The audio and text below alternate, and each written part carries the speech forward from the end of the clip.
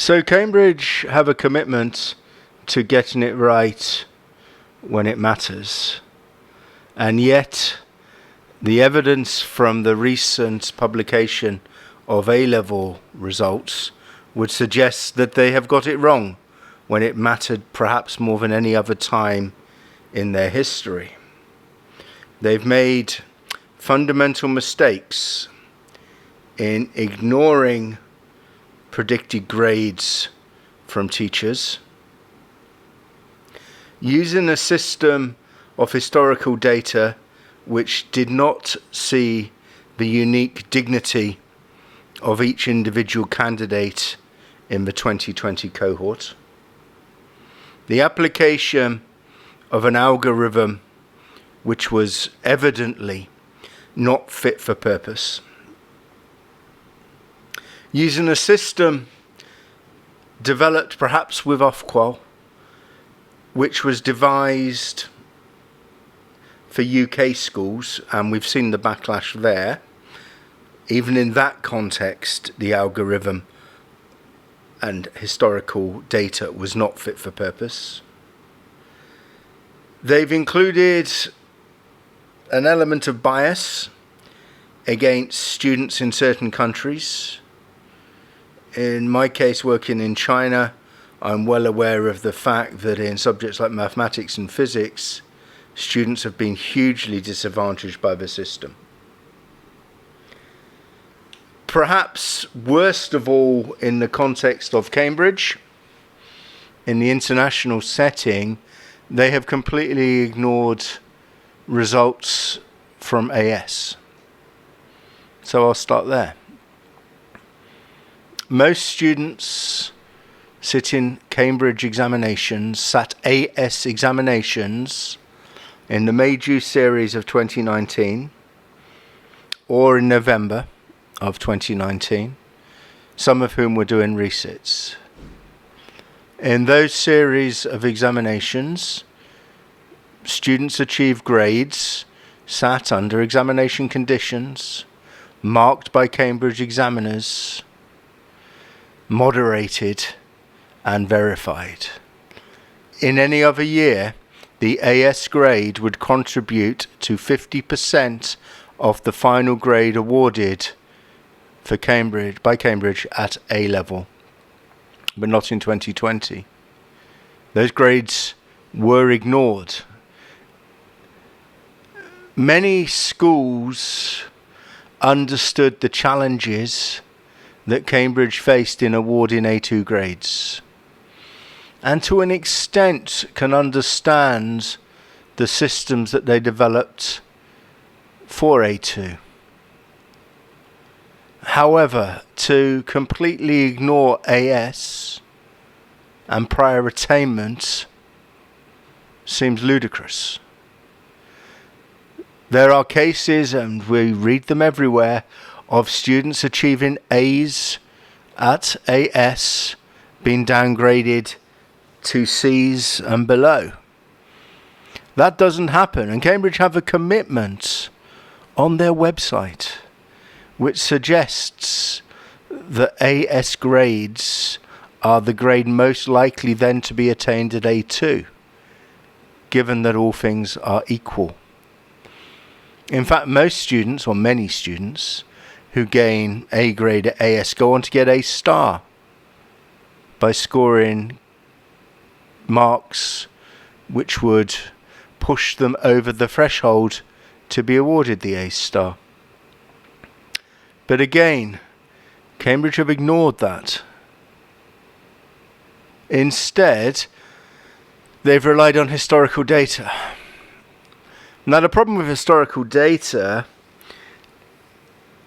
is that in many cases, schools don't even have 3 years' worth of historical data. There are many schools in the Far East which have only been open over the last 2, 3, 4 years. And perhaps this was only the first, second or third cohort of students actually sitting A2 exams. Thus, the historical data is of no value whatsoever in those contexts. So what Cambridge have done is use historical data from other settings. Now, this is ridiculous. Moreover, the algorithm that they developed has been developed with the English context in mind. It is not being tailored to the situations that international schools face.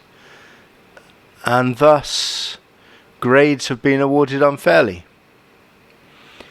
And tragically, their appeal system is not fit for purpose.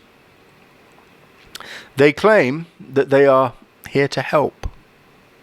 However, they have an appeal system where a school can only appeal against the grades awarded to a whole cohort of students in a given subject. Now, the chances are that in that subject, grades will range from A star and all the way down to U. And in many cases, students have been lowered 1 or 2 grades from what their teachers predicted, and the grades which students would almost certainly have got had they had the opportunity to sit the exams. But to appeal, a school has to appeal all of the grades, meaning that the grades which we are happy with as school leaders, we also have to appeal. We have to take the risk that our A stars could be downgraded because Cambridge reserved the right to raise grades as well as lower them. Thus, how ethical is it to appeal a set of grades, even if one student and their parents are happy? We can't jeopardize that. One of the basic rights which parents and students have every year is the right to appeal. They have the right to appeal to Cambridge against an award that's been made and a grade that's been attributed to them. They don't have that right this year. It's actually an infringement on their human right. What's particularly galling in the Chinese context, and that's the context in which I work, is the fact that across the country students were back in school late March, certainly in April, and feasibly could have sat the examinations as normal.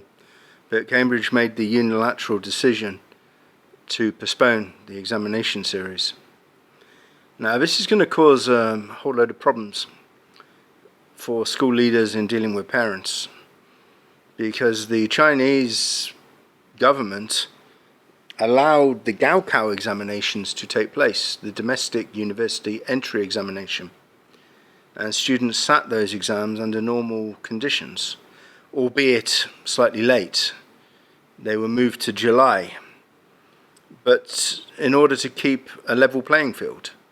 Now, there are question marks about the Gaokao, about how fair it is, and it's incredibly high stakes, beyond probably what A-level is, but it's what students are prepared for, it's what they'd worked for throughout their high school lives.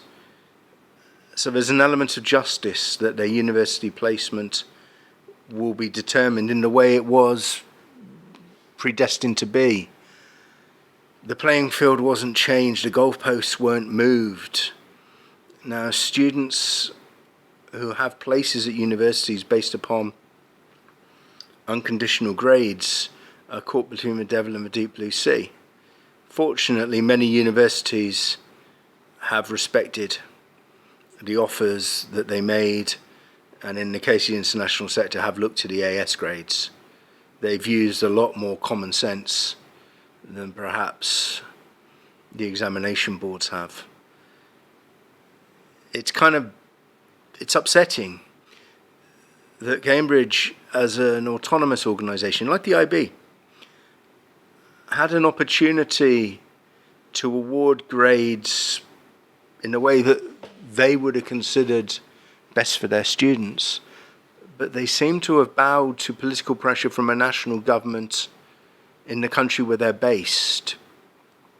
They're a private company, they're autonomous. They had no need to follow the system that was being used in England.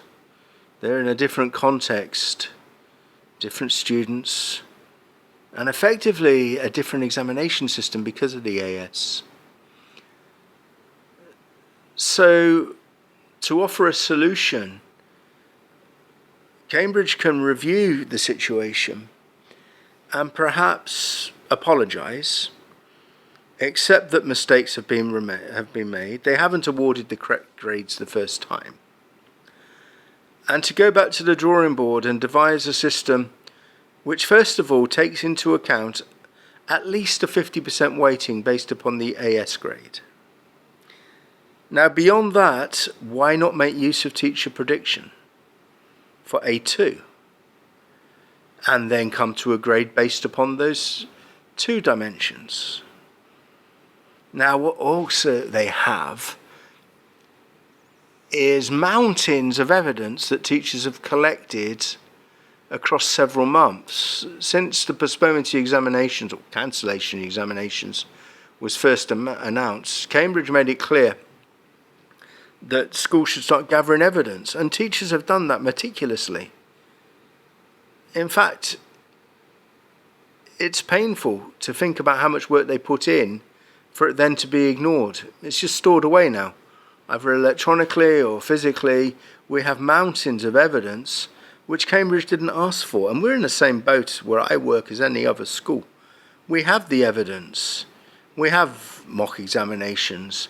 We have assessments which were completed under examination conditions. We have examples of student work. Why not call for it? Why not moderate it?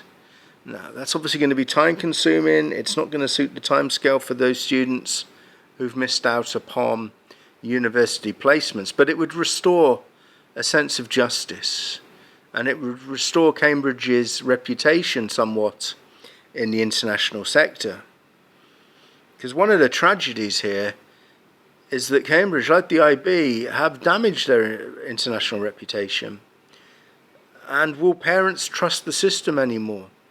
Will parents in international or international education schools trust this foreign model? Because by sending their children to these schools, they've put faith in the system. And unfortunately, the system has let them down. So are some parents going to return to the state sector, where at least they know what to expect? This is one of the worst things about this situation. So much of this is unexpected and has come out of the blue.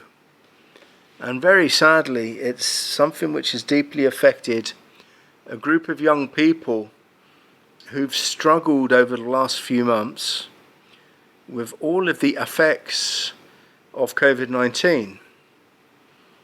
Not just the risk of the disease, being housebound, studying from home, being uncertain of what the future would hold, suffering deep levels of stress in many cases, consumed with worry about how this would play out. So these most vulnerable students have effectively been thrown under the bus. And not by their schools, not by their parents, but by faceless bureaucrats who work for examination bodies.